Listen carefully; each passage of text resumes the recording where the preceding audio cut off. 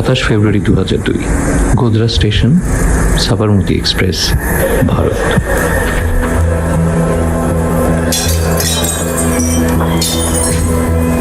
এই দিনটিও অন্য দিনের মতো স্বাভাবিক হতে পারত।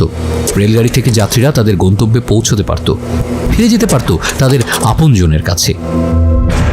হতে পারত, কিন্তু হয়নি কিছুই। এই দিনটি অন্য সকল দিনের মতো স্বাভাবিক ছিল না।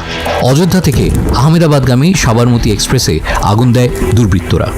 দুর্বৃত্তদের দেয়া আগুনে মৃত্যুবরণ করে 58টি তাজা প্রাণ।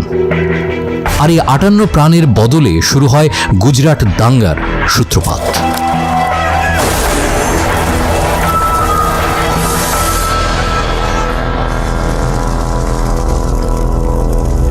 2002 সালের 28 ফেব্রুয়ারি থেকে মার্চের 2 তারিখ পর্যন্ত গুজরাটের 24টি জেলার মধ্যে 16টি জেলায় একযোগে সংগঠিত আক্রমণ চালানো হয়, যেখানে 2500 মানুষ মারা যায়, 1 লক্ষ মানুষ বাস্তুচ্যুত হয়, ধ্বংস করা হয় 270টিরও বেশি মসজিদ।